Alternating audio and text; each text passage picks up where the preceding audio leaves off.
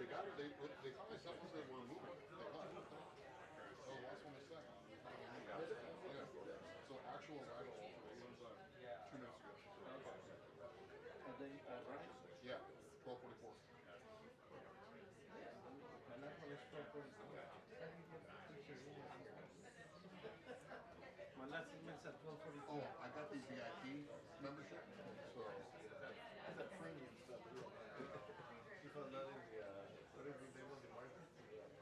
Oh, yeah. The Facebook, what is the name of the Facebook? Marketplace.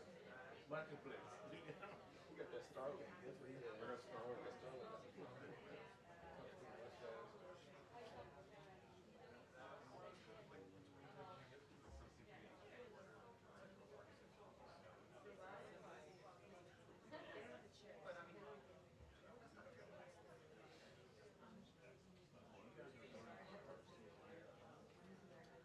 I think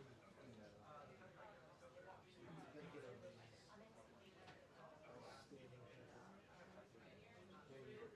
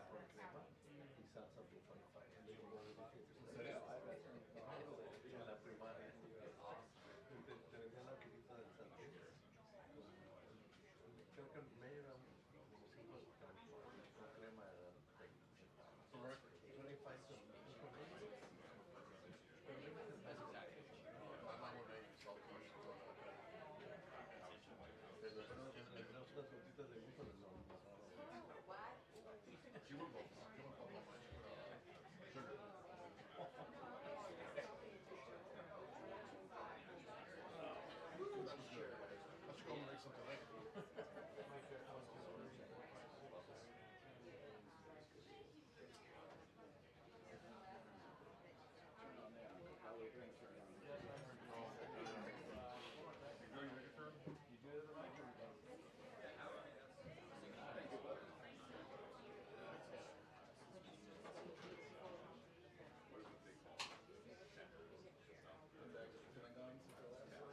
No, they were supposed to go last Friday, but they canceled. Like, I guess like nobody, you or us, nobody, until like, just nobody was there. So like, you know, and then I got to stay home.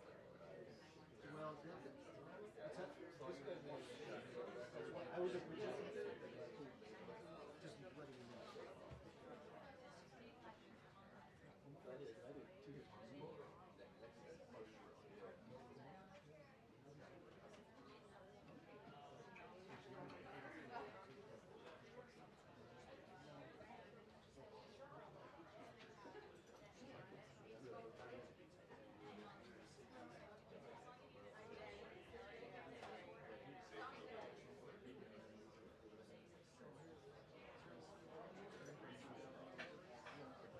Wait, what?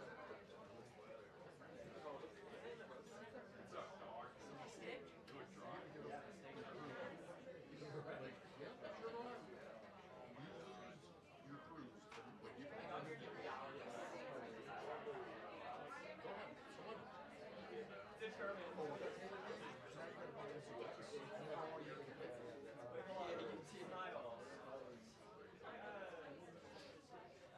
This is my drafting. I don't know whose stuff is on there.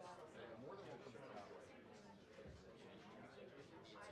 Move on. It's always an issue with travel association because every day they have to make a I'm waiting for you. People put stuff up.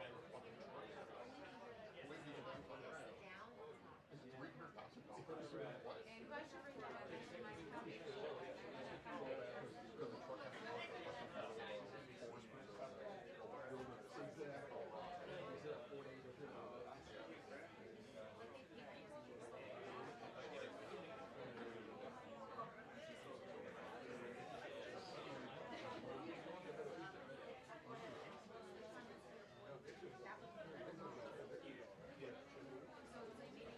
I don't know what his position is.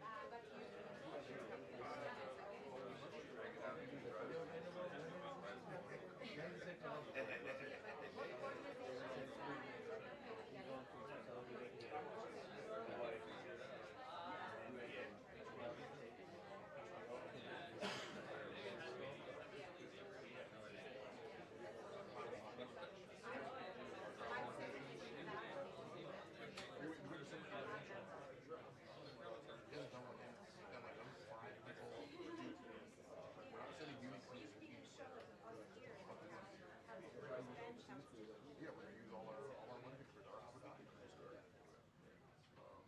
So like, I would love to. I would say it's like 7 people have fucking got.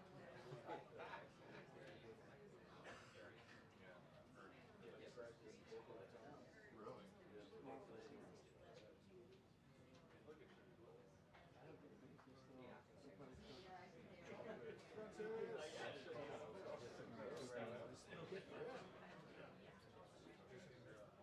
I'm gonna see how it looks. I'll probably sit and stand alternatively just to get a couple of different things. Just sit.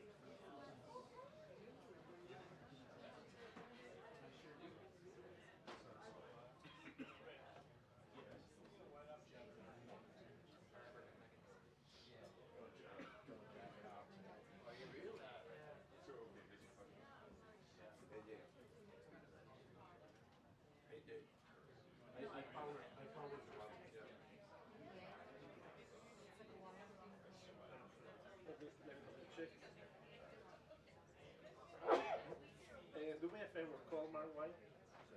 Yes, so she can give us up that she's happening there.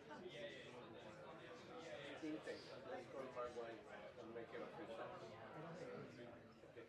Thank you, man. Thank you. I don't know.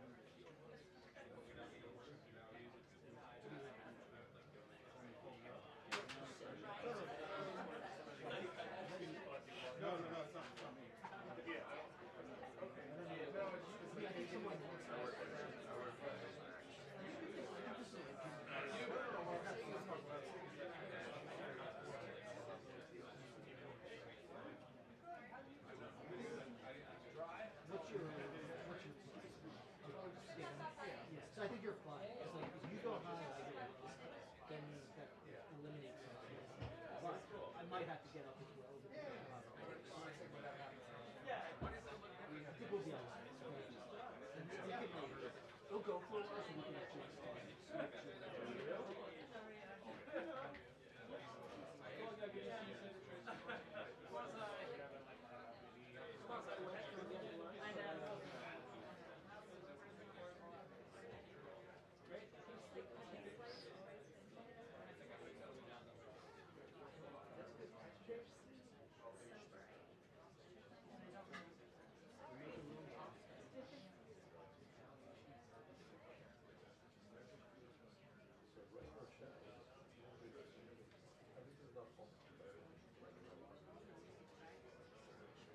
I mean, it was pretty.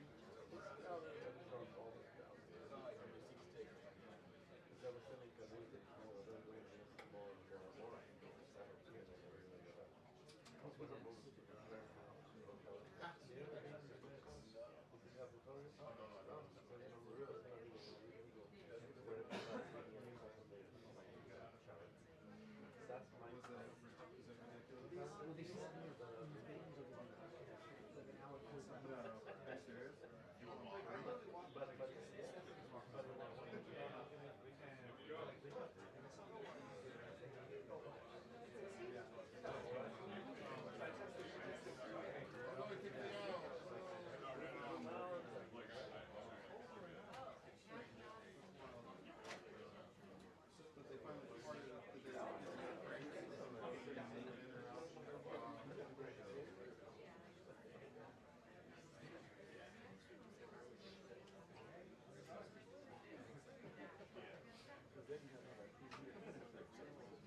Good job, Ethan.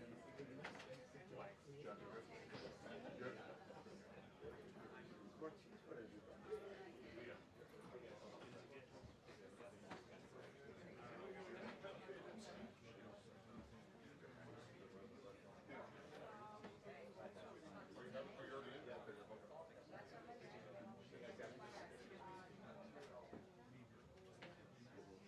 Are you already in?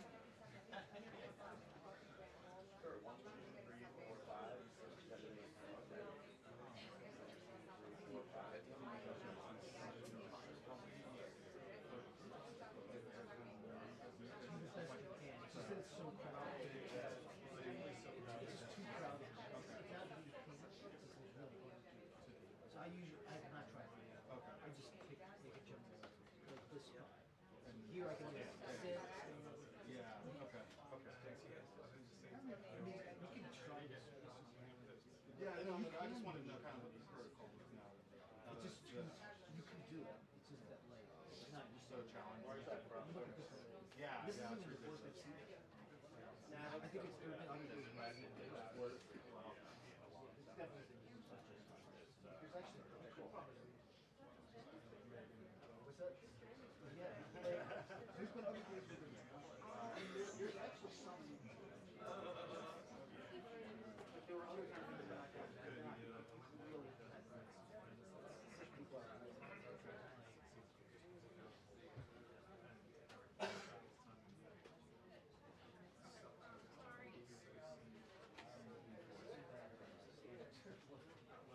I get maybe the rain then. Yeah.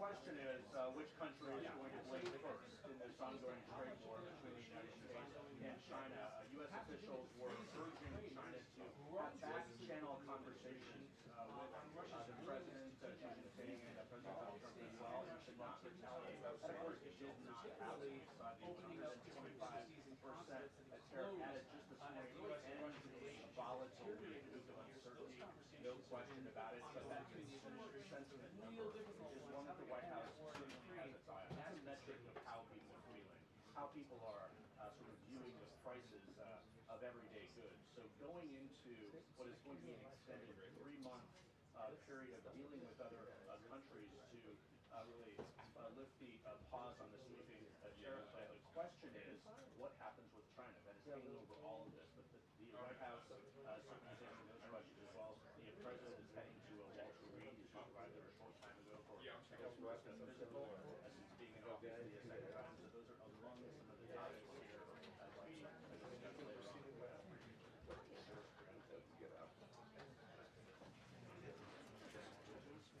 Right. Make a hole. Make a hole. Feel me? John is coming. John is coming, please. Oh, okay. I was just trying to. Yeah, no, you're fine. Anytime. That's stressful enough to put up in the ring video. I did. How you doing?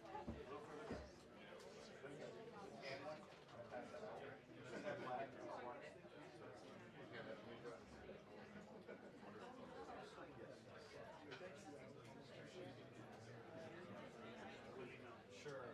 Yeah. Oh, you got the same.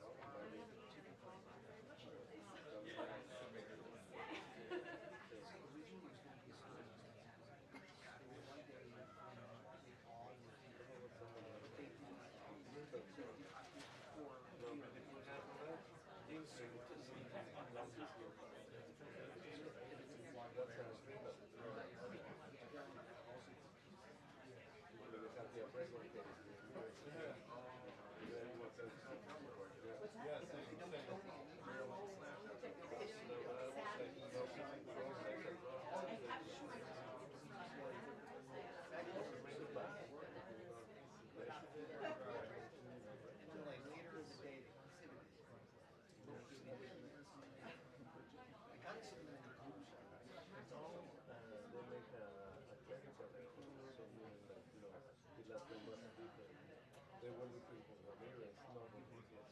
So it was like a mess. So this is got Rodriguez and not Ramirez. Like, oh no, we got it wrong. And he was like, you know, they grab you and they send you to somebody's house. For like 24 hours straight, grab them as much as you can. And then you can't, just do them.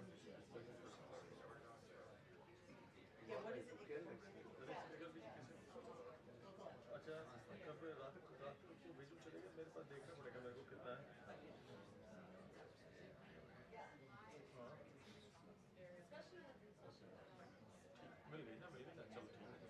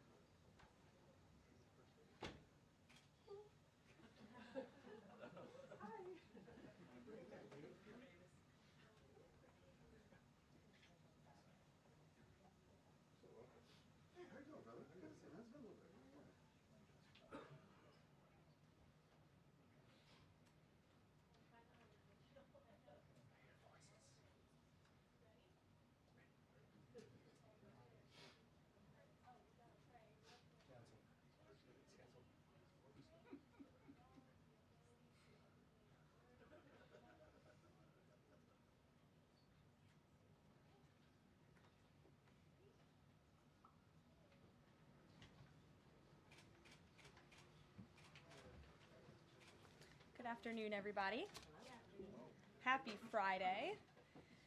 As you all know, the President is currently undergoing his routine and long-scheduled physical at Walter Reed Medical Center, and we will have a readout from the White House physician. Last night, Karolina arrived back safely in the United States after being detained in Russia for more than a year. Since Inauguration Day, President Trump and his team have secured the release of more than 40 detained Americans abroad. This is more than half of the number of Americans released by Joe Biden in 4 years, and President Trump has brought these Americans home in 80 days. This administration will continue to work hard to bring Americans home from around the world.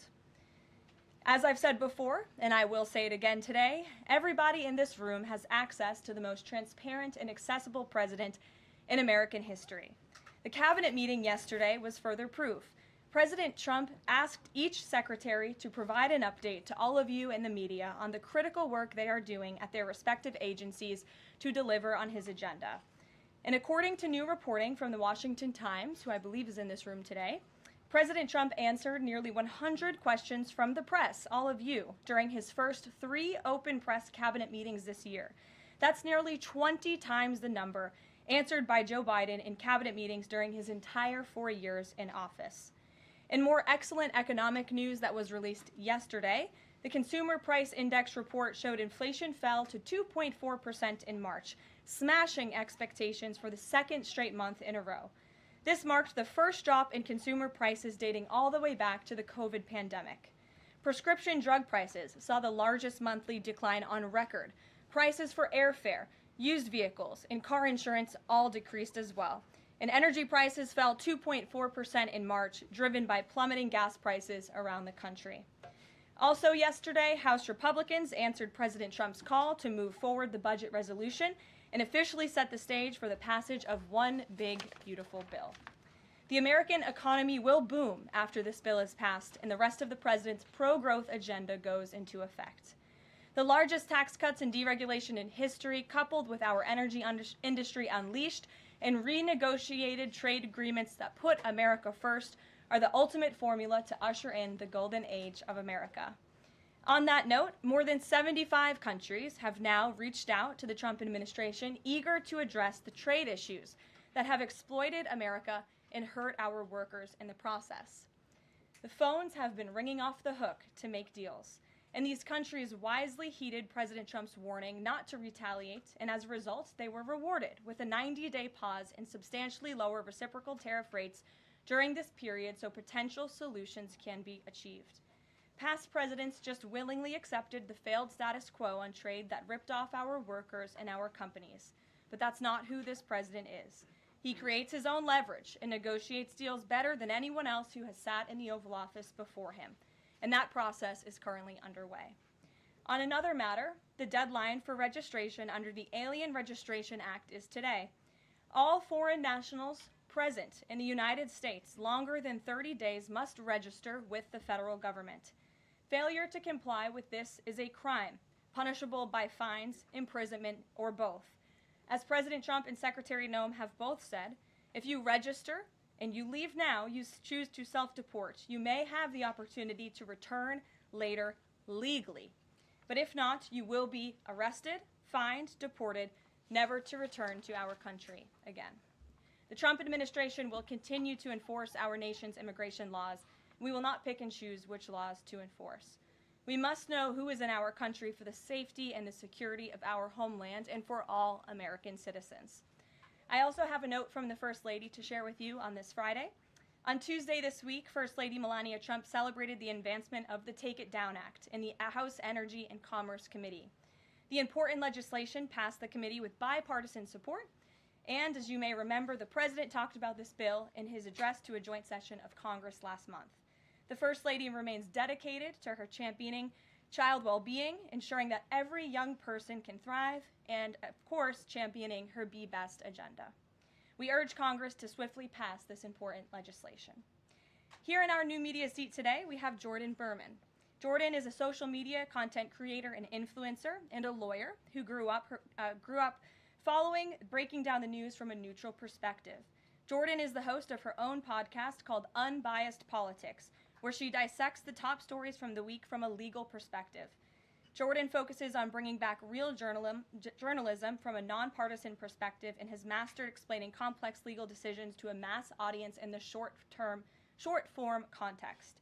Her two biggest platforms are TikTok and Instagram, where she has roughly 500,000 followers on each. With that, please kick us off, Jordan. Thank you. As you know, yesterday the House passed the SAVE Act, and many married women, soon-to-be married women, are concerned that the new voter ID requirements may inhibit their access to the polls. What assurances can you give women voters in America to ease their concerns? Sure. Well, the SAVE Act, as you mentioned, was passed by the House yesterday. This is the Safeguard American Voter Eligibility Act. I believe I'm getting that correct. And this act is a common sense measure. It would require proof of citizenship for voting in our elections. The Democrats have been fear-mongering about this bill, have been saying that married women, if their name has changed, they didn't change it on their identification, would not be able to vote. That is complete fallacy. There are outlined in the bill about how to avoid that.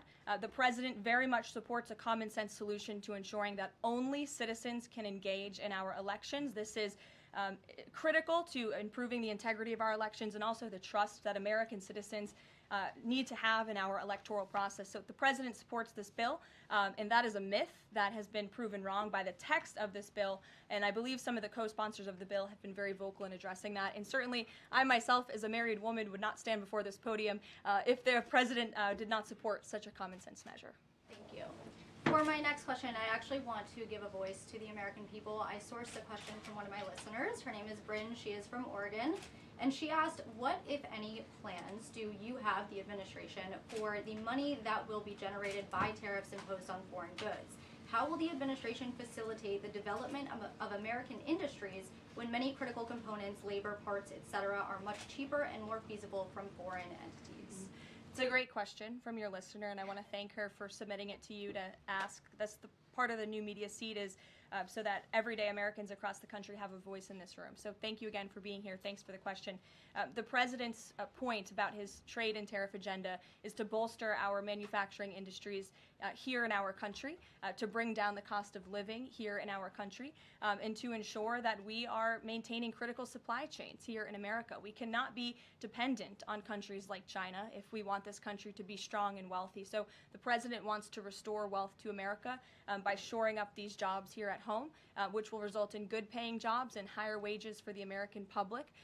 And so Americans should trust in that process. He effectively implemented tariffs in his first term while driving down the cost of living in this country, and that's what he's focused on doing again. Thank you. As a follow-up question, could I just ask, are there any specific ideas that the administration has as to what that revenue, specific tariff revenue, will be used for? Yes, to the heart of your question, the president has spoke about the trillions of dollars that he expects in revenue from tariffs and how we can use it to pay down our debt and to ensure that we are no longer faced with a crippling national debt in the trillions that is going to bankrupt our nation for future generations. So that money coming back home will make America in the green rather than in the red, which any small business owner across the country, I believe, can appreciate. Thank you so much. Thank you. Kelly. Hey. Tomorrow there will be negotiations between the United States and Iran in Oman. What are the president's chief goals for that, and is he satisfied with how Iran is responding to this? They don't want direct face-to-face negotiations, instead sort of old-school shuttle diplomacy where they're in separate rooms and messages are passed back and forth. So is the president comfortable with the arrangement there, and what is the chief objective? Well, I have spoken to both the president and also his national security team who will be engaged in these discussions. These will be direct talks with the Iranians, and I want to make that very clear. I also spoke to the president just last night about his goal when it comes to Iran, and he has reiterated repeatedly to all of you publicly and also privately to his team here at the White House, his ultimate goal and the ultimate objective is to ensure that Iran can never obtain a nuclear weapon. The president believes in diplomacy, direct talks, talking directly in the same room in order to achieve that goal. But he's made it very clear to the Iranians, and his national security team will as well, that all options are on the table, and Iran has a choice to make. You can agree to President Trump's demand, or there will be all hell to pay. And that's how the president feels. He feels very strongly about it. And can you update us on Mr. Witkoff in Russia and what's happening with direct communications with Vladimir Putin? I can confirm that Mr. Witkoff is in Russia to have direct communications with the Kremlin and with Vladimir Putin. This is another step in the negotiating process towards a ceasefire and an ultimate peace deal in Russia and Ukraine. As these negotiations are ongoing, I obviously will not get ahead of the president or his team, but I think the president has been quite clear that he's been continually frustrated with both sides of this conflict, and he wants to see this fighting end. He wants the war to end. We believe we have leverage in negotiating a deal, to a peace deal, and we're going to use that leverage, and the president is determined to see this through. Thanks, Caroline. President Trump has said China wants to make a deal on tariffs. The president says he has a great relationship with Chinese President Xi. He's willing to speak with him directly. Why doesn't the president just pick up the phone and get this ball going? All of the things the president just said are true. The president, as I said from the podium just a few days ago when I was up here, would be gracious if China intends to make a deal with the United States. If China continues to retaliate, it's not good for China. The United States of America is the strongest, best economy in the world, as evidenced by the more than 75 countries who have called the administration immediately to cut good deals. So the president wants to do what's right for the American people. He wants to see fair trade practices around the globe, and that's his intention and his goal. So is he waiting for China to make the first move here? I'm not going to comment on communications that are happening or may not be happening, or either way. We'll leave it to our national security team to get these discussions underway. And as always, in the effort of transparency, we will provide updates moving forward. But the president has made it very clear he's open to a deal with China. Why is he optimistic that China's going to make a deal or wants to make a deal? If they're not talking, where's that optimism come from? He's optimistic. Hey, Sean. why would any of our allies work with us to isolate China in a trade war if we're treating friend and foe alike? You'll have to talk to our allies who are reaching out to us. The phones are ringing off of the hooks. They've made it very clear they need the United States of America. They need our markets. They need our consumer base. You saw Prime Minister Benjamin Netanyahu in the Oval Office with the president saying that he was going to bring down all of their monetary tariffs and their non-monetary tariff trade barriers as well. We've heard from South Korea. We've heard from Japan. The president has spoken to Vietnam. We have Italy coming to the White House next week. There's a reason for that, Sean, and it's because they need the United States of America and our business model and our markets to survive, and the president is using that leverage to our advantage. Michael. Hey, thank you, Caroline. Two-part question on China. Beijing says it will simply ignore any further tariff escalations from the U.S. Does President Trump see this as China backing down? And as a follow-up to that, what do you say to people like Shark Tank's Kevin O'Leary who say, you guys simply haven't tariffed China enough? Look, the tariff rate on China remains where it was yesterday, at the 145% level. The president made it very clear when the United States is punched, he will punch back harder, and he hopes to make a deal that benefits the American worker and our companies that have been ripped off for far too long, and he's finally taking bold and courageous action to do that. You know, taking on China is, in the terms of trade and tariffs, is something that both Democrats and Republicans alike have spoken about for decades. President Trump is finally doing it. Caroline, real quick, the president of El Salvador is coming to the White House on Monday. Does President Trump want him to bring Kilmar Abrego Garcia with him? The Supreme Court made their ruling last night very clear that it's the administration's responsibility to facilitate the return, not to effectuate the return. I believe the Department of Justice just filed another brief in the lower court. I would defer you to that for any updates. But as you mentioned, President Bukele will be here at the White House on Monday to talk about the cooperation that is at an all-time high. And we very much appreciate President Bukele and El Salvador's cooperation and the repatriation of El Salvadorian gang members who the previous administration allowed to infiltrate our country. Sure. Thank you very much, Caroline. The president spoke quite highly of the great relationship that he has with the Turkish president. We know that the president might be heading off to the Middle East very soon. Is he planning to meet with the Turkish president, either here in the White House or in Turkey? Any plans? I don't have any details about the president's overseas trip other than to say he was surely going to Saudi Arabia. There could be more countries as part of that trip. We're working on the details, and as I've said repeatedly, we will provide the details of that trip as soon as possible. A trip to Turkey, or his invitation to the Turkish president, is under consideration? I'm not going to comment on the details of the trip, but once they're confirmed, I will certainly let you all know. Yes, Stephen. Thank you, Caroline. I'd like to ask you about presidential health and also about tariffs. On presidential health, are there plans for the president's physician to come here and take our questions? And also, President Trump repeatedly makes remarks about the former president's health. Is he considering using his executive powers to bring any greater transparency there? As I have said, the president is undergoing his long-scheduled physical. It's a yearly physical that every president receives, and we will provide an update on that by the president's physician as soon as we possibly can. And about the former president and transparency regarding his health, are there...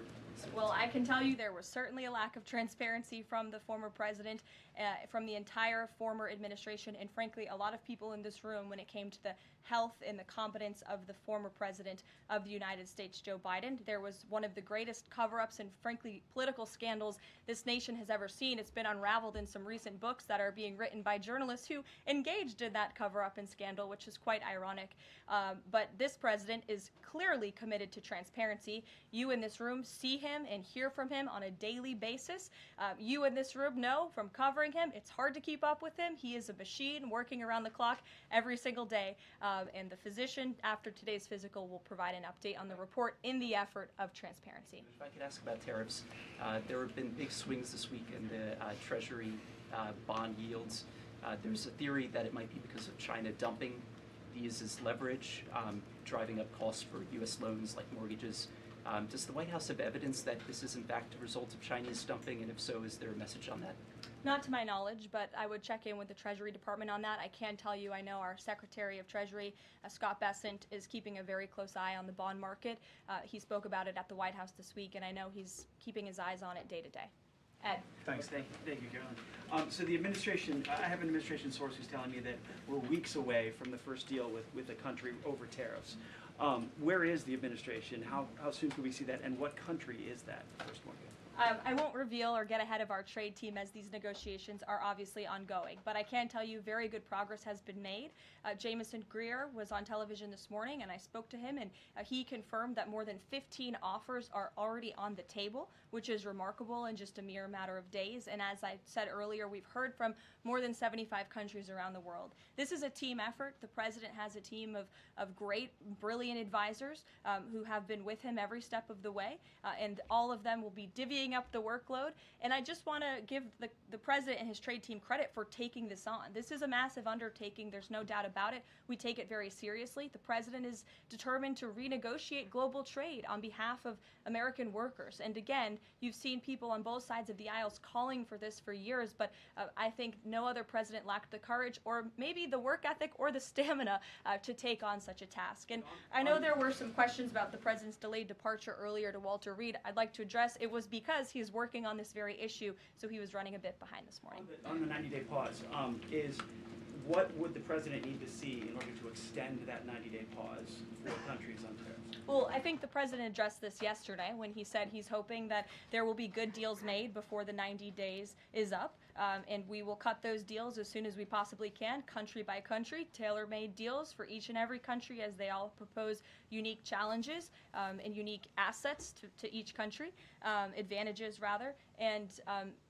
when that 90-day mark hits, the president will make that decision then. One more, if I could, on a different subject. So a bird earlier attacked my colleague, Peter Ducey, doing a live shot at the White House. I'm wondering if that's why Peter is absent from his seat.